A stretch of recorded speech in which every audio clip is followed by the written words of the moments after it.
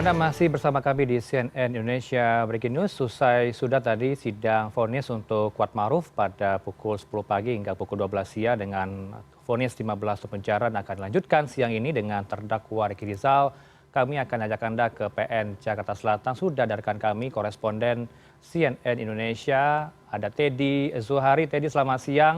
Kalau saya ikuti perkembangan dari tim liputan di lapangan menyatakan informasi yang diberikan dari lapangan, kuasa hukum Kuatmaruf akan mengajukan banding terhadap 15 tahun penjara. Kemudian apa agenda berikutnya dari Ricky Rizal akan digelar dalam waktu dekat atau sore ini ya, Teddy?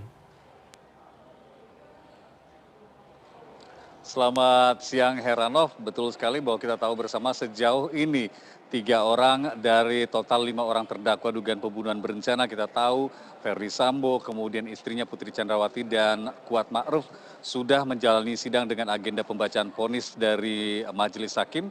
Dan tadi pagi Kuatmaruf juga sudah mendapatkan vonis pidana selama 15 tahun penjara dari majelis hakim.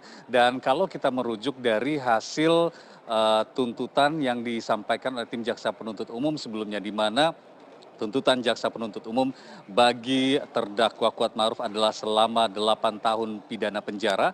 Tapi kesimpulan dari fakta-fakta analisis fakta-fakta yang muncul di persidangan, majelis hakim sampai pada amar putusannya dengan memvonis terdakwa Kuatmaruf selama 15 tahun penjara. Ada dasar dari pihak majelis hakim memutuskan vonis bagi Kuatmaruf selama 15 tahun penjara, yakni terdakwa dinilai tidak sopan selama mengikuti persidangan dan juga dianggap menyampaikan informasi yang berbelit-belit, tidak mengakui terlibat dengan dugaan pembunuhan berencana dan tidak mengaku bersalah, serta tidak memperlihatkan rasa penyesalan selama persidangan. Walaupun begitu juga pihak majelis hakim menilai ada hal-hal yang meringankan bagi terdakwa karena dinilai bahwa terdakwa Kuatmaruf ini masih mempunyai tanggungan keluarga. Sedikit saya review Heranov, bahwa kalau seperti yang sudah saya sampaikan tadi, bahwa 3 orang terdakwa ini vonis hukumannya meningkat atau lebih besar dari apa yang sudah pernah disampaikan jaksa penuntut umum. Hari ini selain Kuat juga ada terdakwa Ricky Rizal Wibowo yang akan menjalani sidang sesaat lagi, diagendakan pada 13.30. Saat ini saya akan berbincang singkat dengan kuasa hukum atau penasihat hukum dari terdakwa Ricky Rizal Wibowo. Saya akan berbincang singkat dengan Erman Umar. Saya akan bertanya apa saja yang mereka bisa prediksi atau mereka harapkan dari persidangan siang ini. Selamat siang Pak Erman. Selamat siang Pak. Ya, kalau kita melihat bahwa dari tuntutan yang sudah vonis yang disampaikan oleh tim majelis hakim, semua berbeda dari tuntutan jaksa sebelumnya. Rata-rata mengalami peningkatan. Bagaimana prediksi Anda dengan klien Anda, Ricky Rizal? Memang kalau kita lihat ini di luar dugaan juga gitu. Tapi itulah kewenangan majelis ya. Dia mempertimbangkan banyak pihak, ya kan. Tetapi tentu berbeda antara Sambo, masing-masing pasti ada spesifiknya. Nah, walaupun pada intinya kalau secara substantif dari versi kita, Ricky apapun kegiatannya, misalnya nih kejadian di Magelang, mengamankan senjata atau apa. Ada 2 kekuatan dia punya bukti di persidangannya. Pertama, lie detector, bahwa dia jujur tidak diperintah oleh siapapun. Apakah Sambo yang tidak di sana atau Putri.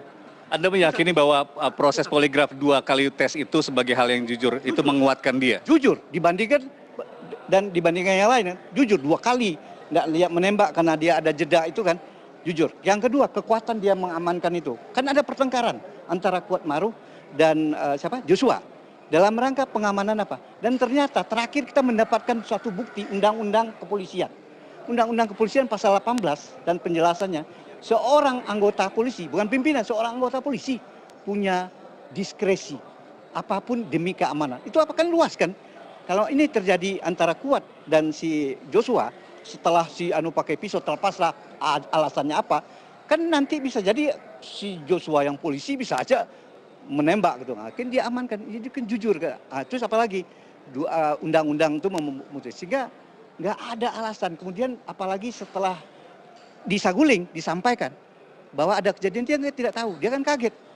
Dan dia sampai diucapkan oleh Sambo dengan menangis, ibu udah dilecehkan, kemudian bisa saya akan klarifikasi, kemudian saya tanya kalau dia melawan tolong bantu saya, siap nggak kamu menembak?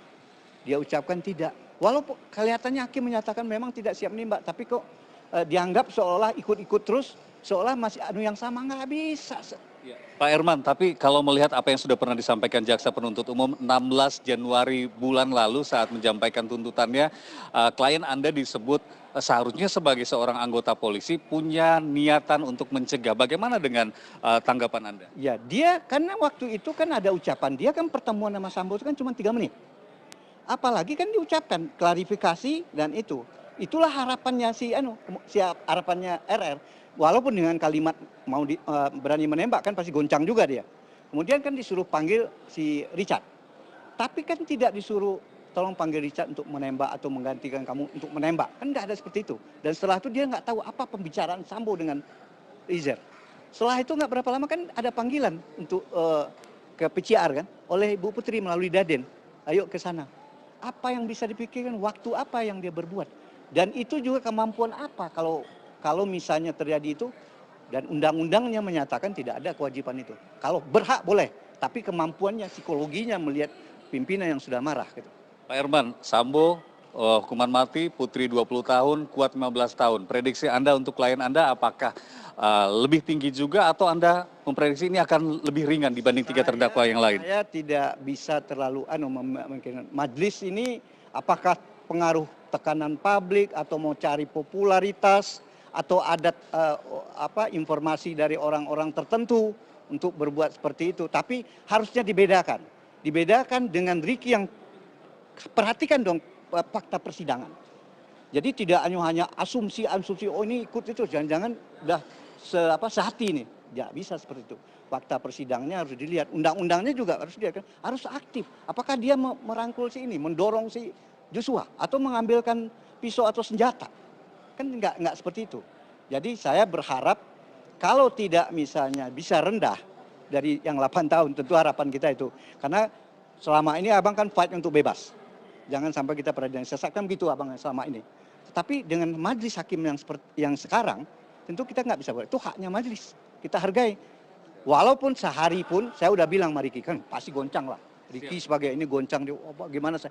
Jangan khawatir. Lu benar apa enggak selama ini? Kalau lu benar, sehari pun hukuman lu kita banding. Baik, terakhir Bang, pertanyaan terakhir, apakah ada anggota keluarga kerabat dari klien Anda yang ikut mendatang menghadiri sidang hari ini?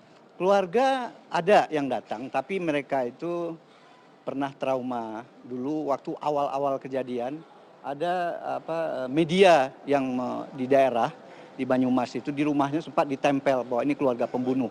Dan kemudian juga anak-anaknya juga masih kecil gitu. Terima kasih banyak waktu Anda Bang Herman Unar. Sepertinya Anda juga sudah ditunggu kehadiran di dalam dan sidang akan segera dimulai. Terima kasih banyak. Itu sedikit perbincangan singkat saya dengan kuasa hukum Ricky Rizal yang saya bisa simpulkan bahwa mereka tetap berharap kliennya mendapatkan hukum atau vonis yang lebih ringan dibanding 3 terdakwa lainnya. Tentu kita akan menunggu atau melihat jalannya sidang bagi terdakwa Ricky Rizal. Saya juga melihat Ricky Rizal sudah masuk ke dalam ruang sidang. Kita akan menunggu seperti apa vonis yang akan diberikan bagi terdakwa Ricky Rizal Wibowo dari para majelis hakim. Heranov. Baik, terima kasih.